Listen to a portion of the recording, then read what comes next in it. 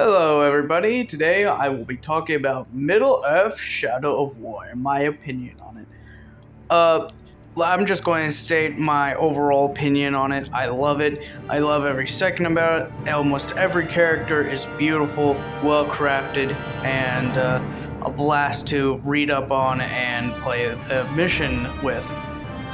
Except maybe for Eltariel, but you know, that's one character.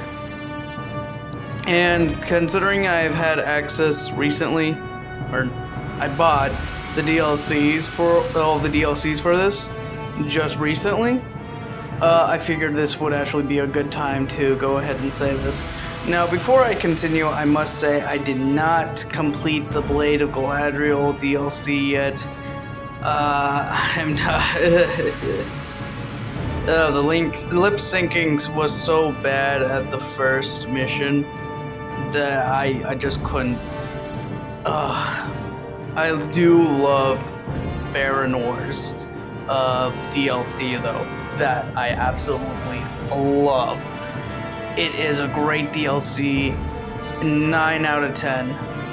Just like the game. Well, the game itself, in its core, I would say is a 9.7. The only thing that brings it down is Eltariel and her character. I am hoping that the Blade of Galadriel DLC does change my opinion, but so far from what I've played, it has not, unfortunately. But I'm going to try to break this up into three groups: story, gameplay, and characters. Let's first start with the characters. We have Karnin, who is the dying tree right there. She is the spirit of Karnin, who was damaged by the Revenants, or not the Revenants themselves, but the group who resurrect the undead orcs. And their leader's name is Zog! Zog! Zog! As you can see, he is a little bit crazy. And when I mean a little bit, he is a little bit more than just a little bit. But yeah, that happened to the spirit of Karnin. So poor Karnin. Goodbye to dust. Ooh. But her overall character is that she has been around for as long as Middle-earth has been, and even longer, and she shall continue to be so even after all of us have perished. She is obviously the spirit of nature, and she fought a Balrog named Targaroth! Since you've seen 2 clips of Zog, I might as well describe his character. Basically, he's an insane revenant that wants to resurrect, or not even, well, yeah, I guess you could say resurrect the demon Balrog known as Targaroth, who he will use to demolish Sauron and Middle-earth's armies alike. Next character, or characters, I should say, are the Nazgul. They are actually heavily talked about and shown throughout this game.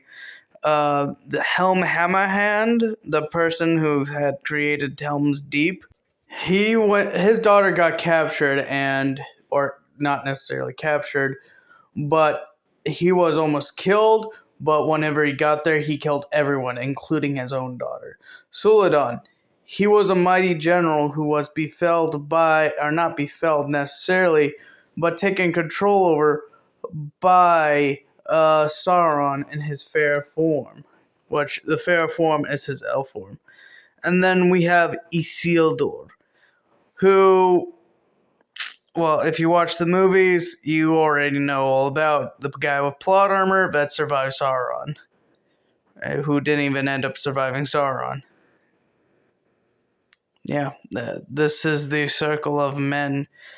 And speaking of the rings, or the Nazgul, I should say, let's bring it up to those who created it. This leads us to our 2 main protagonists.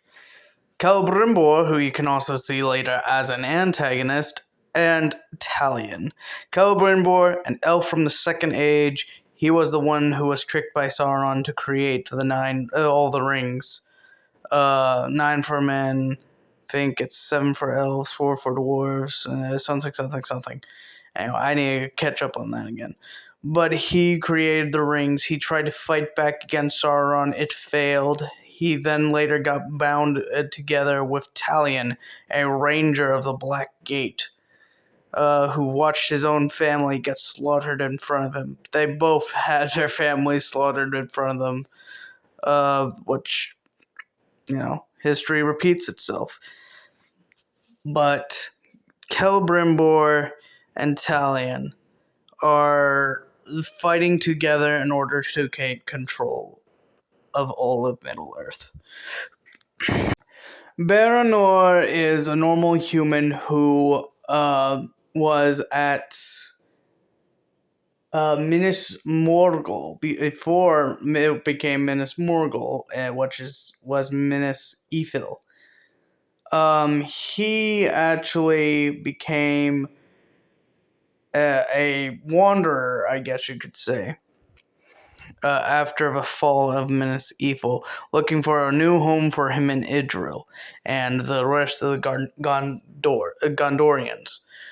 Well, he had a past life where he lived at the ferry in the east, and he had a brother named Surka, who both of these guys are brilliant characters, and I love them to death. One was introduced in the DLC, the other was already in the game at launch. But let's get on to story. The story has it where you pick up from Middle-earth Shadow of Mordor, where Celebrimbor and Talion are forging a new ring. This ring is then later confiscated by a Shelob, or stolen by Shelob, and you fight to get it back. Minas Morgul falls, Idril and Baranor flee from it, and you must find a way in order to get it back. Get the ring back. You get the ring back with the help of the Tauriel after you you initially beat the Nazgul, but the Witch King defeated you and almost turned you into a ring wraith. But fortunately for you, you get saved in time, and everything is all good, I guess you could say. Not really. You need to go get your ring. Shelob is defeated by the ring wraith, but is semi-rescued by you and Eltariel. You get to your base, or your soon-to-be base. You take that over. You get betrayed. You take it back, and then you start your conquest in order to take all of Middle-earth and conquering all the fortresses. Once you take all the fortresses and you figure out all the Nazgul, you then go on your final mission to fight Isildur and the Sauron, and also the Witch King. You are betrayed by Celebrimbor and by Eltariel, and you yourself start the process to become a Nazgul. At the end of the campaign, you are eliminated because Frodo destroyed the ring, and then you finally get to see peace. You finally get to see your home. You finally get to go to heaven. And that scene is extremely beautiful to me, and I love it.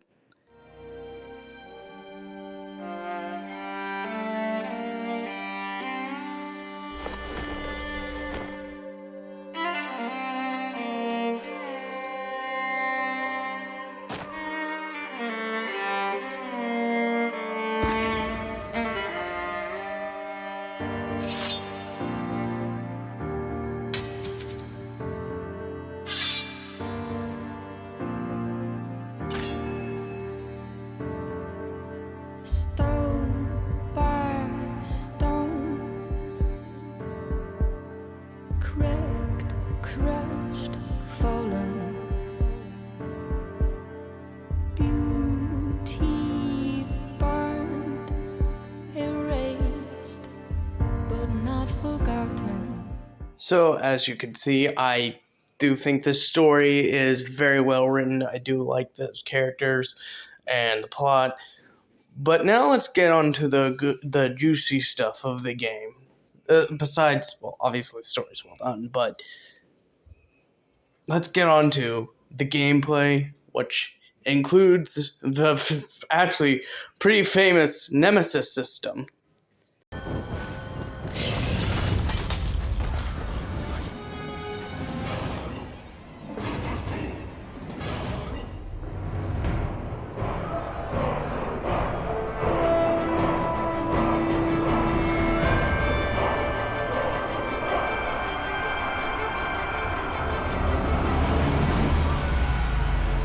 The games made by the Lord of Mordor are small and fleeting. The Nemesis system is where you have enemy captains or enemy war chiefs / enemy warlords, and these warlords and captains you can be used to send on missions, or they develop missions of themselves. So another aspect, a good example of this would have to be the screenshot I'm putting up on the book that I'm putting up right now.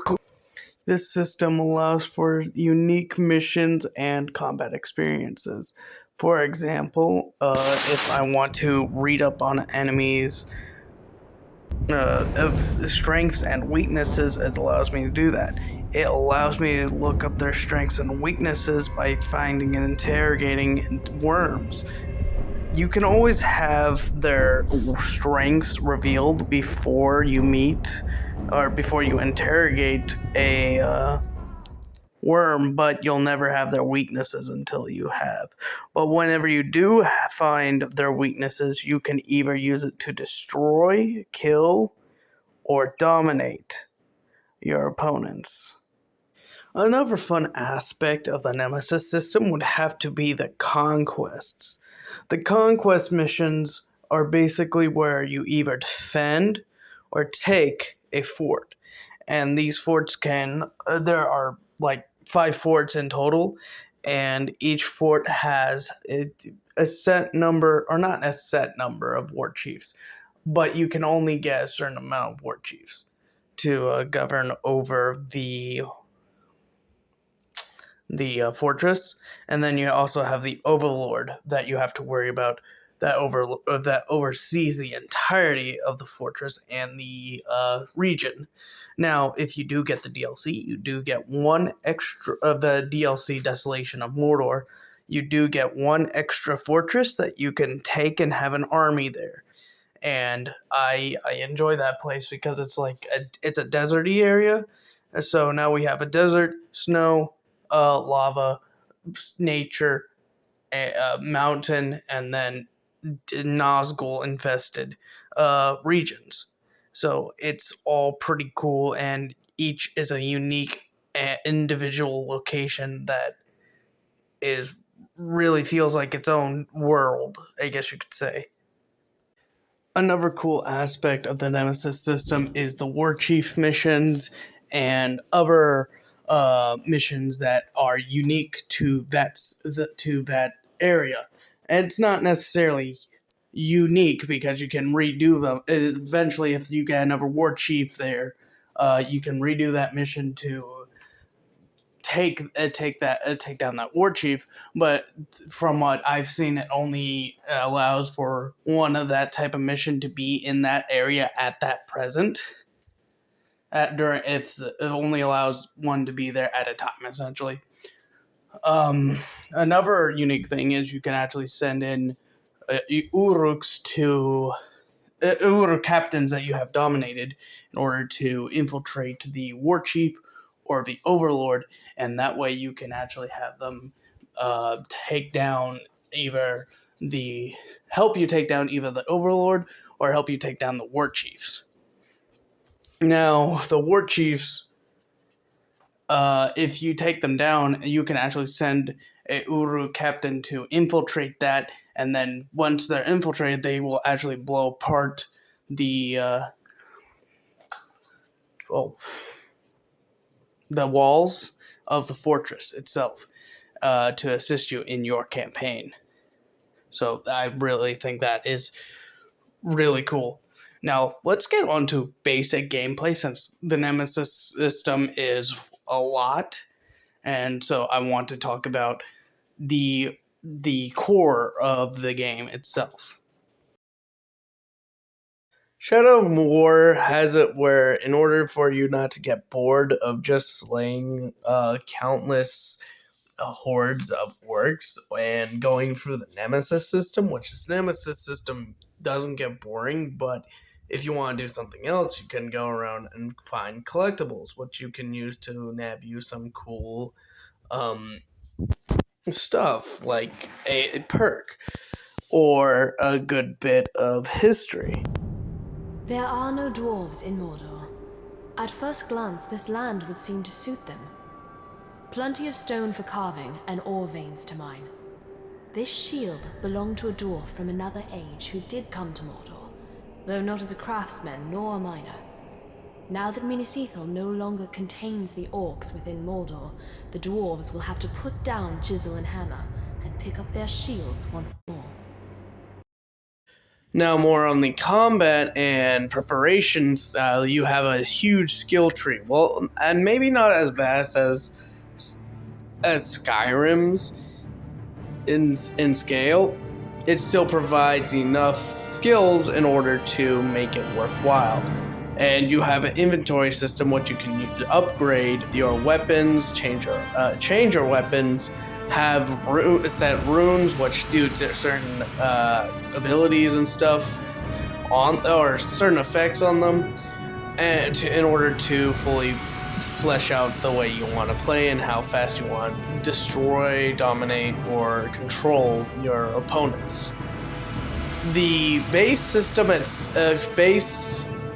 combat system, is from the Arkham games, where specifically Arkham Knight, since that was the most recent with this game, which both came out in 2014, and Mordor came out in 2014, and Middle or Shadow of War came out in 2017. But it has a free flow combat, essentially, which is a little bit harder to get a high skill hit streak like Arkham Knight, where you can easily get to 300 if you really tried. This I could get pretty much to only 100 at most, and usually I'd only get to 70. But there's also stealth that is heavily based off of and improved of the Arkham games, where where the detection system is pretty fluid, pretty good, and you get to do a lethal takedown or brutalized kill, which is lethal still, and get to absolutely dominate. You also have side missions that you can do that allow you to go into the past as Celebrimbor and do certain tasks and side stuff in order to get better rewards and stuff like that. It's pretty good on that end. You also have Shelob memories, which you can collect in order to get the Shelob perk, which allows you to use a bunch of spiders to go and attack your enemies.